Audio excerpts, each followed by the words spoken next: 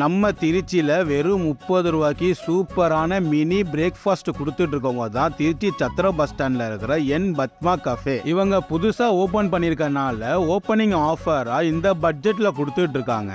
இந்த 30 ரூபா காம்போவில் என்னென்ன இன்க்ளூட் ஆகுதுன்னு பார்த்தீங்கன்னா இட்லி, பொங்கல், பூரி, வடை, தோசை, சட்னி, ஸ்வீட்டு, சாம்பார், ஃபைனலாக ஒரு காஃபி கொடுக்குறாங்க.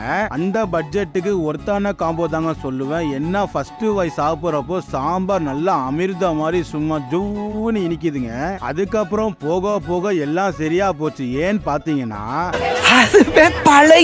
அவங்கள்ட்ட என்ன ஹைலைட் பாத்தீங்கன்னா பூரி, பொங்கல் எல்லாமே சுட சுட குடுக்குறாங்க.